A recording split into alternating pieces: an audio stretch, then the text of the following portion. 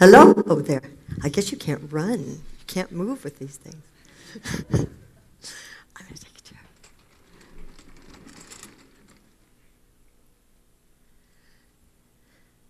I'm going to change that a little bit. Do move, a cautionary tale. We'll come back to it at the end. Attention, intention, action, reflection. A feedback cycle that I like to apply to life in general. I feel it has the important components of a fully embodied consciousness. For the next few minutes, we are going to apply it, with a little fun, to human life in motion. We are physical organisms, dependent upon a broad spectrum of physical activity for health and well-being, for sure, but also to generate and complicate the thinking, imagining, sensing, feeling stuff of our lives. Pattern 1. Armchair, beach chair, deck chair, dining chair, lounge chair, office chair, rocking chair, rolling chair. Armchair, beach chair, deck chair, dining chair, armchair, office chair, rocking chair, rolling chair. Armchair, beach chair, deck chair, dining chair, lounge chair, office chair, rocking chair, rolling chair. Chair, chair, everywhere. Your chair, my chair, there's a chair everywhere. His chair, her chair, there's a chair, your chair, my chair, there's a chair everywhere. There's a chair everywhere. There's a chair everywhere. Just sit. Sit. Okay? Sit. Now sit.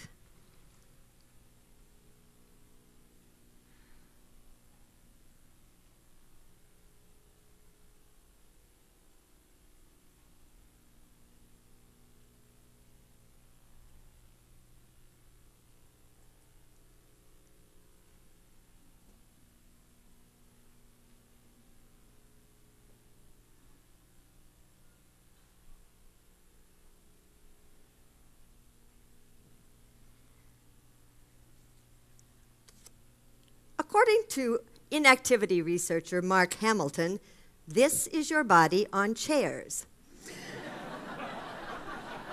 Electrical activity drops in the muscles. The muscles go about as silent as a dead horse, leading to a cascade of harmful metabolic effects way too numerous to mention in this short presentation. So on to pattern 2, watching. Sitting around just watching stuff. Sitting around just watching stuff. Sitting around, I'm sitting around. Sitting around, just sitting around. Sitting around and sitting around and sitting around just watching stuff.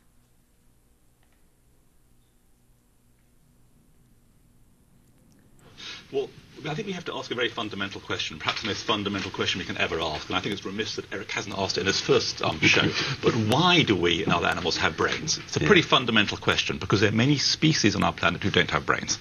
So that's a fundamental question that we should all be taught on our first day of school.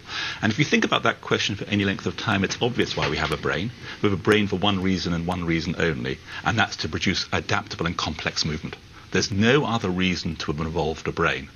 So if you think about it, the only way we can affect the outside world is through contractions of muscles. So if you think about communication, speech, gestures, sign language, writing, they're all mediated by contracting muscles. So we need to remember that things like sensory processing, the perceptual system, memory, and cognitive processes are all important, but they can only be important to drive action or suppress future actions.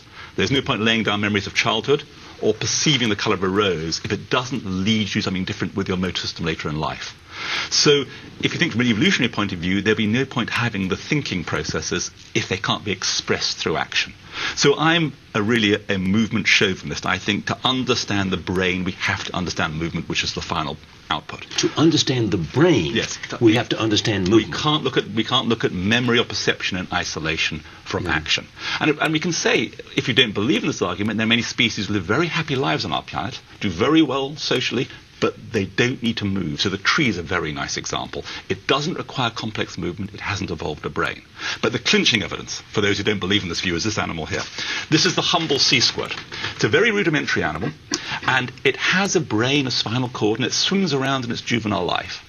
And at some point in its life, this animal implants itself on a rock and never leaves that rock again. And the first thing it does in implanting on that rock is to digest its own brain and nervous system for food. So once it doesn't need to move, it doesn't need that brain anymore. So I think it's really the brain is there for movement.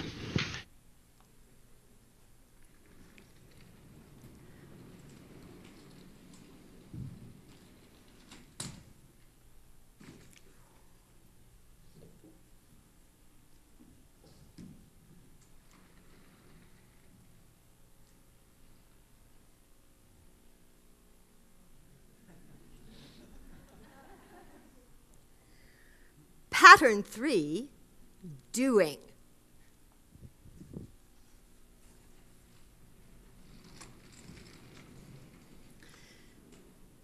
I'm sitting around to do my stuff.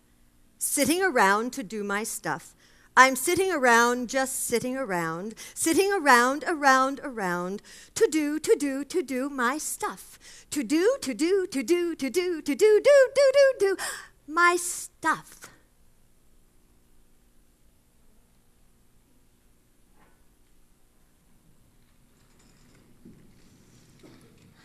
Our nervous system loves a pattern, and it is masterful at embodying many to perfection. Over many decades and with lots of practice, we have subtly slipped from a people whose leisure and work life were based in a broad spectrum of movement to a people who sit for hours on end staring into screens of all sizes in the office, on exercise bikes, in our classrooms and in study spaces. We add to that sitting to get to work, to school, to get home again, to relax in the evening, to entertain ourselves. We have become master sitters, almost unintentionally, simply by following the patterns of subtle shifts and changes in our culture and our environment. No inner alarm has sounded, but the results are emerging. In April last year, in the New York Times, there was a story that asked the question, is sitting a lethal activity? Maybe some of you read it. The contents of the article reveal a cautionary yes. Sitting is a whole new pathology, and inactivity research is a growing new field. So for any of you looking for a new field, it's there. Dr. James Levine at Mayo Clinic has been studying the effects of excessive sitting for many years and has concluded that whether you are obese, morbidly obese even, or marathon runner thin, being sedentary for 8 to 9 hours every day is bad for your health. It also is bad for generating any sense of energy and vitality and possibility over the long haul. It can just be plain emotionally depleting, too. Dr. Levine has conducted motion tracking studies from which he has concluded that it's not the trips to the fitness center that matter most. The key is the thousands of small actions we perform each day. Studying obese subjects, Levine found they averaged 1,500 daily movements and nearly 10 hours of sitting. By comparison, farm workers he studied in Jamaica averaged 5,000 daily movements and only 5 hours of sitting. Do the math. Levine is quick to add that we can't all be farmers, but we can begin to be more thoughtful about designing our environments with moving in mind. How many of our environments say do move? What are the implications for education at any level if do move is a stronger design ethic? Levine is working with elementary schools to create environments in which children move more in their learning, embodying the process that lead to understanding. I might add that they are doing it at a point in children's lives before the sitting habit in education takes hold so strongly that it becomes a steel cable habit pattern. If we agree with Daniel Walpert's ideas, we engineer movement out of life at our own peril, perhaps. How soon will we join the sea squirt, firmly planted in our easy chairs, digesting more than bags of chips and a large Coke? Watching, watching, watching. As a committed dancer, I say never. I know the important relationship between moving and thinking, imagining, sensing, creating, and being. This cascade is the foundation of physical intelligence, which I feel is a critical factor in human intelligence. I know the joy of careening through space, the pure energy of catching a snappy rhythm, the delight of improvising a dance with a 3-year-old or a 20-year-old. I know that the nervous system loves a pattern.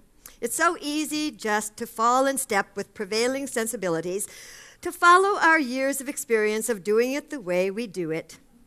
But I also have experienced how the nervous system loves and responds to a challenge, a new pattern, a change, and no matter the age of that nervous system. Now, I'm not suggesting that we all get rid of our chairs, and I hope you haven't taken too much offense at this sitting out there, but I am hoping, it was gutsy to get up and do this, but I am hoping that we begin to be more alert to the number of hours that we sit and ask others to sit without any sort of moving recuperation.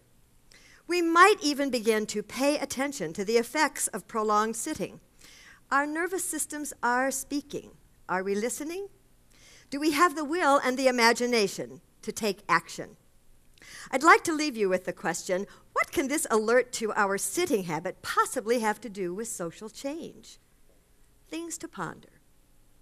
In the meantime, we'd like to end with a small suggestion for a movement practice for all sitters.